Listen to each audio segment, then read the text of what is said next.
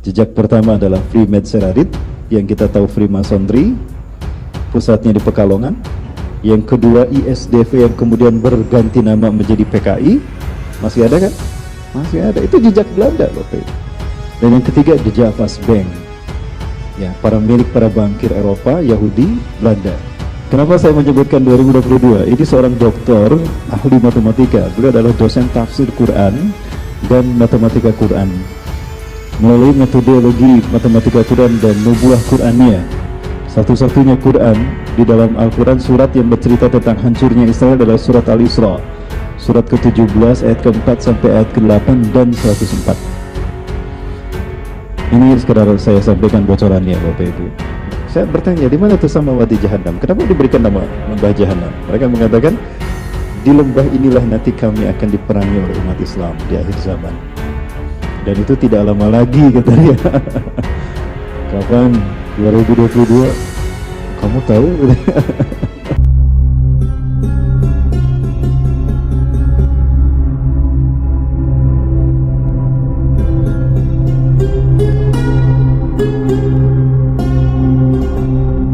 One political system, satu sistem politik dunia, demokrasi. Jangan salah, ini sistem Dajjal. Hatta tidak ada satu negara pun di dunia, hatta negara Islam, melainkan demokrasi masuk ke dalamnya. Inilah fitnah Dajjal. Sistem demokrasi. Ateisme, Zionisme, komunisme, Leninisme, Marxisme, Hinduisme, Buddhisme, bahkan Sundaisme berlindung di balik demokrasi sekarang. Demokrasi sudah tidak murni lagi demokrasi. Tirani, rezim berlindung di bawah nama demokrasi. Betul Bapak Ibu? Inilah fitnah Dajjal dalam sistem politik dunia. One political system. Ya. Nah, Bapak Ibu sekalian, Rasulullah berharap, ya Allah, menangkan Romawi, ya Allah. Kenapa? Karena Romawi ini monoteisme. Walaupun menyembah Yesus, satu Tuhan, Yesus, walaupun bukan Allah, tapi dalam pikiran Rasulullah lebih mudah mendakwahi Romawi ketimbang mendakwahi Persia. Jadi Rasulullah, ya Allah, menangkan Romawi. Nah, boleh nggak kita berdoa begitu? Ya Allah, menangkan Romawi, ya Allah, gitu. Karena bagi kita lebih mudah mendakwahi Romawi ketimbang Persia. Betul Bapak Ibu? Nah, baik, untuk ini khusus nanti bab tentang kepemimpinan lah. Siapa sebetulnya pemimpin kita? Pemimpin kita adalah mereka yang akan menjadi saksi ketika amal ibadah kita dibuka dan disidang. Surat Al-Isra ayat ke-17, surat ke-17 ayat ke-71. A'udzubillahi minasyaitonir rajim. Yauma nad'u kulla unasin biimamihim faman utiya kitabahu biyaminihi faulaika yaqra'una kitabahum wa la yuzlamuna fatila. Allah ya. Pada hari di mana amal perbuatan manusia dihisab, maka kami datangkanlah imam mereka. Kalimatnya imam, pemimpin. Alhamdulillah kita sudah punya Kang Imam ya, Kang Imam Ahmad ini. Nanti kita akan datangkan imam kita sebagai saksi bagi kita. Tidak ada sidang yang digelar tanpa seorang saksi, betul? Nah, saksinya ini adalah imam kita. Barulah setelah imamnya jelas dihadirkan, dibukalah buku catatan amal kita. Pertanyaannya, siapakah imam ini? Apakah presiden? Apakah menteri agama? Apakah ketua MUI? Bukan. Tapi orang yang kita angkat sumpah setianya untuk menjadi saksi keislaman kita di muka bumi, ketundukan kita pada Allah. Itulah kenapa ada khalifah setelah Rasulullah wafat. Ya, ketiadaan khilafah inilah yang membuat kita jahiliyah. Man mata bi ghairi imam mata mitatan jahiliyah. Kenapa? Ada kebatilan di depan kita harus menghilangkannya. Kalau kebatilan ini tidak kita hilangkan, kita dibinasakan Allah. Inna Allah azza wa jalla la yu'adzabul 'ammah bi amalil khasah. Sesungguhnya Allah tidak akan menyiksa satu bangsa, satu kaum hanya karena kemaksiatan dan kezaliman segelintir orang saja. Hatta yarawul munkara baina zuhranaihim, sampai mereka melihat ada kemungkaran di depan mereka, wahum qadiruna ayyunkiruh, dan mereka mampu merubah kemungkaran tadi dengan satu langkah mudah, fala yunkiruh, tapi mereka tidak mengingkarinya. Oh, itu bukan kepentingan kita, itu bukan sistem kita. Yang penting kita dakwah dan tarbiyah. Bagaimana bisa dakwah kalau bangsa ini hancur? Bagaimana bisa tarbiyah kalau dakwah ini hancur? Betul? Maka selamatkan dulu bangsa ini dari yang namanya kezaliman dengan satu langkah mudah tadi. Karena jika kita tidak merubah, tidak mencegah kemungkaran itu terjadi, diam saja karena alasan tadi, adzaballahu al-khassata wal 'ammah. Allah akan menyiksa mereka yang zalim, dan mereka yang umum pun akan dihabiskan. Nah, itu baik. One political system, demokrasi. Yang kedua, one economical system, sistem kapitalisme. Ini sistem Dajjal, Bapak Ibu. Kita tidak pernah merdeka ternyata. Sejak zaman dulu, Orde Lama sampai Orde Baru, kita belum pernah merdeka sampai hari ini, hatta riau. Belanda tidak pergi begitu saja. Belanda tidak ridho, ya, mereka kehilangan Indonesia yang kaya raya. Bapak Ibu, tidak ada negara sekaya Indonesia. Ada yang negara yang lebih kaya dari Indonesia? Tidak ada. Kita punya 7 kekayaan alam yang tidak dimiliki oleh satu negara sekaligus. Pertama, kita punya emas di Mimika. Bukan hanya di Mimika, semua Indonesia ada emasnya, tapi terbesar ada di Mimika. Tahun 2007 saja, The Mining International itu menemukan bahwa kekayaan Freeport itu 6.255 miliar dolar satu tahun. Hitung, Bu. Ibu yang bisa ngitung nih. Biasa ngitung uang, Bu, ya? 6.255 miliar dolar kali 10.000, tahun 2007 dolar 10.000. Berarti berapa? 62.550 triliun rupiah satu tahun. Bisa untuk membayar hutang luar negeri kita hanya dengan penghasilan Freeport satu tahun. Faktanya, siapa yang menikmatinya? Bukan kita. Yang kedua, kita punya cadangan gas alam terbesar di dunia. Di dunia ada 2 daratan gunung Merapi, Mediterania, Kaukasus, dan Mediterania. 40% ada di Indonesia. Artinya, kita punya 40% cadangan gas alam dunia. LPG murah apa gratis, Bu? Oh, mahal. Salah pertanyaannya. Mahal ternyata. Harusnya gratis buat kita, karena kita kaya. Itu kekayaan alam negara kita. Dan bukankah dalam undang-undang dikatakan kekayaan alam ini akan dikelola oleh negara untuk kepentingan dan kesejahteraan rakyat Indonesia? Butuhkah untuk kepentingan dan kesejahteraan rakyat Indonesia atau rakyat asing? Ah, itu dia, Bu. Inilah demokrasi, Bu. Ya, imbasnya pada politik. Political system kita sudah dikendalikan oleh one government in the world. Itu tadi. Baik. Kemudian one economical system, sistem ekonomi kapitalisme. Kita tidak bisa mengatakan murni bersih dari riba, tidak ada. Rasulullah SAW menyatakan akan datang satu masa, sayati zamanun ala nasi fi akhir zaman hum ya'kuluna riba. Akan datang satu masa pada akhir zaman nanti, manusia pasti akan memakan riba. Kalaupun tidak memakan riba, mereka akan terkena debunya. Bapak Ibu, uang kertas itu ada debunya, itu adalah debu riba. Walaupun kita tidak bertransaksi dengan uang kertas tadi untuk transaksi riba, untuk transaksi syariah tanda petik, tapi uangnya masih uang kertas. Itulah alat sistem ekonomi Dajjal. Pemerintah kita tidak mencetak uang. Uang itu dicetak oleh Bank Indonesia. Ini jejak Belanda di Indonesia. Belanda pergi, 2 jejaknya masih ada di Indonesia. 3. Jejak pertama adalah Freemasonry, yang kita tahu Freemasonry, pusatnya di Pekalongan. Yang kedua ISDV, yang kemudian berganti nama menjadi PKI. Masih ada kan? Masih ada. Itu jejak Belanda, Bapak Ibu. Dan yang ketiga The Javas Bank. Ya, milik para bankir Eropa, Yahudi, Belanda. The Javas Bank diganti namanya dengan Bank Indonesia. Itu juga. Ya, The Javas Bank, Bank Indonesia. Punten, ada karyawan Bank Indonesia sini. Nah, Bapak sekalian, Bank Indonesia lah yang mencetak uang. Uang itu dicetak sejumlah angka RAPBN yang diajukan oleh pemerintah Indonesia. Bank Indonesia tidak bertanggung jawab pada pemerintah kita, tapi bertanggung jawabnya pada International Development Bank atau IMF. Ya. Maka dicetaklah uang sejumlah RAPBN kita. Nah, pemerintah mengedarkan uang itu kepada kita sampai ada di saku kita kan. Nah, maka setiap orang yang menyimpan uang kertas di sakunya, di kantongnya, artinya dia siap membayar bunganya, karena bunganya per lembar, Bapak Ibu. Bunganya itu dari per lembar. Maka ketika kita menyimpan uang kertas di dompet kita, kita siap membayar bunganya. Itu riba bukan? Riba. Kalau mau terbebas dari riba, gunakan dinar dirham.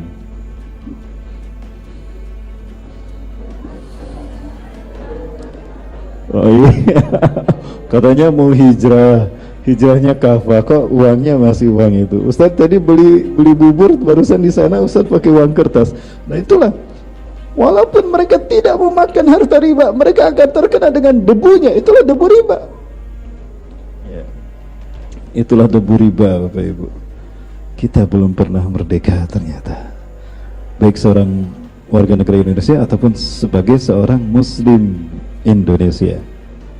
Ya, ini saya perlihatkan Bapak Ibu sekalian.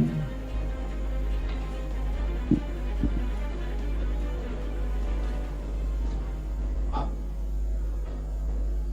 enggak bunyi. Pakai ini aja.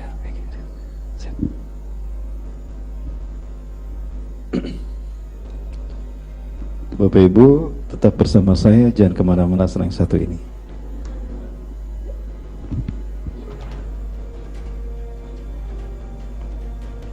Ahmad Sukarno decided that the Indonesian rupiah would be redeemable in gold, and he fixed the rate. But the people who want to rule the world, they had made that haram. In the Articles of Agreement of the International Monetary Fund, so they had to launch a coup via a crooked man called Suharto to get rid of Sukarno. Munculnya bank sentral itu bersamaan dengan munculnya apa yang disebut sebagai public debt, utang publik. Sehingga kita sekarang ini setiap bayi yang lahir di Indonesia ini membawa hutang sebanyak 8 juta rupiah kepada para bankir. Bank-bank sentral ini perusahaan swasta.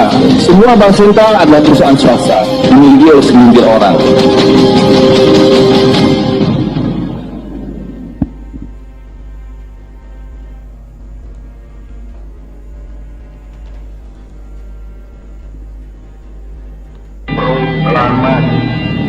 Became independent.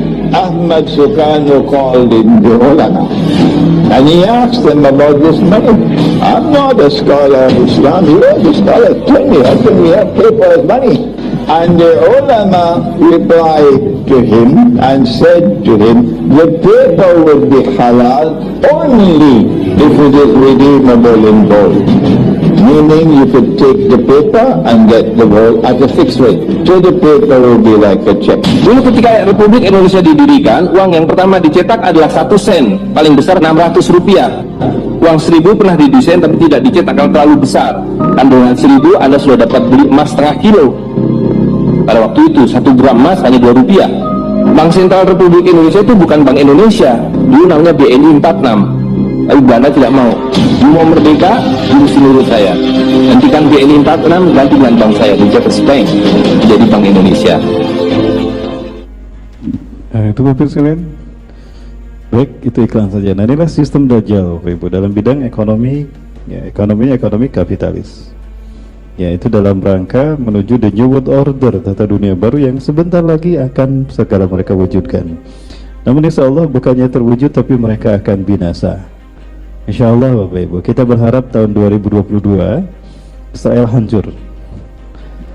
Ya, nanti khusus ya kita satu pertemuan Bapak Ibu 2 jam kita bahas menghitung angka kehancuran Israel 2022. Betulkah 2022? Insya Allah. Bagaimana Bu? Sekarang Dajjal Pak judulnya Pak. Saya hanya sebutkan inilah sistem Dajjal. Ya. Kenapa saya menyebutkan 2022? Ini seorang doktor ahli matematika. Beliau adalah dosen tafsir Quran dan matematika Quran. Melalui metodologi matematika Quran dan nubuah Quraniyah, satu-satunya Quran di dalam Al-Quran surat yang bercerita tentang hancurnya Israel adalah surat Al-Isra, surat ke-17 ayat ke-4 sampai ayat ke-8 dan 104. Ini sekedar saya sampaikan bocorannya Bapak Ibu ya. ketika Zionis Yahudi merayakan berdirinya negara Israel di tanah Palestina, saat itu ada seorang wanita tua Yahudi yang menangis. Dia masuk ke rumah seorang penyair Irak yang bernama Rashid Muhammad Arshad. Nah, ke dalam rumah Rashid Muhammad Arshad ini masuk seorang wanita tua Yahudi sambil menangis. Di mana tabkin ya jaddah? Afala takun baladun li qaumik? Kenapa Anda menangis wahai nenek? Bukankah engkau bangsamu sekarang punya tanah air, punya negara?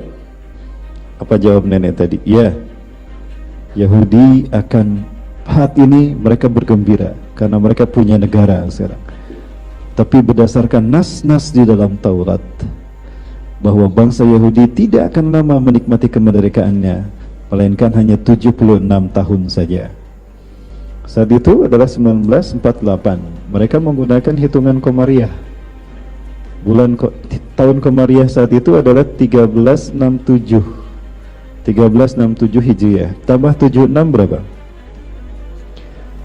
1443 itu Hijriah, bertepatan dengan 2022. Yang kedua, ketika Israel dipimpin oleh seorang perdana menteri yang kejam, teroris, yang membantai kaum muslimin, dan dia adalah wanita pertama yang menjadi perdana menteri, Menachem Begin. Dia ceramah itu setelah Israel menang atas invasinya ke Qana, Lebanon, dataran tinggi Golan, dan mereka ambil dari Palestina dan Lebanon. Ya, saat itu dia ceramah, itu tahun 1982. Berdasarkan nas-nas dalam Taurat, Israel tidak akan pernah merasakan kemerdekaannya kecuali hanya 40 tahun setelah tahun ini. 1982 ditambah 40 berapa? 2022. Mereka tahu itu. Bahkan saat saya berkunjung ke Israel, seorang tour leadernya mengatakan pada kami, "This is the Ben Hanum Valley," kata mereka. Ini dalam bahasa Arab ya, mereka mengatakan hadhihi wadi jahannam alladhi yusamma Israiliyun bin Hanam. Ini adalah lembah jahanam, Bapak Ibu. Kalau ini sebelah selatan Masjidil Aqsa, itu sudah dikuasai Yahudi. Itu ada David City, Camp David di sana, ada perkampungan Nabi Daud, ada rumah Nabi Daud di sana dijaga oleh mereka. Di bawahnya itu lembah. Nah, lembahnya itu lembah jahanam. Mereka yakin. Saya bertanya, di mana itu sama wadi jahanam? Kenapa diberikan nama lembah jahanam? Mereka mengatakan, di lembah inilah nanti kami akan diperangi oleh umat Islam di akhir zaman. Dan itu tidak lama lagi, katanya. Kapan? 2022. Kok kamu tahu? Tuh, seperti itu. Baik, yang ketiga. Tadi disebutkan bahwa Al-Quran satu-satunya surat yang menceritakan tentang kehancuran Yahudi adalah Al-Isra. Secara detail maksudnya Al-Isra surat ke-17 ayat ke-4 sampai ayat ke-8 dan 104. Ternyata mulai dari ayat ke-4 sampai ayat ke-104 itu terdiri dari 1443 kata. Sekali lagi Bapak Ibu, dari ayat ke-4 surat Al-Isra sampai ayat ke-104 yang berbicara tentang kehancuran Israel, Yahudi, itu terdiri dari 1443 kata. Kata dalam bahasa Arab di sini ada isim fa, kata benda, kata kerja, ada kata sifat, dan ada huruf. Ya, isim fi'il huruf. Ya, 1443 kata. Angka ini sama dengan angka 2022. Kemudian yang terakhir ada teori hisabul jumal yang digunakan oleh para ahli sejarah dan ahli bahasa, dari ahli matematika, ahli bahasa, ahli sejarah, ahli tafsir di Timur Tengah. Salah satunya adalah Dr. Bassam Al-Hajjarar, yang beliau sempat datang ke Malaysia. Di Malaysia beliau lama ada seminar saat itu. Mudah-mudahan beliau masih hidup sampai sekarang ya, beliau berada pejuang Hamas. Nah, beliau menyebutkan teori ini selalu menghasilkan angka yang sama ketika menghitung manuskrip peninggalan Zionis Yahudi yang dulu. Selalu lahir angka 1443.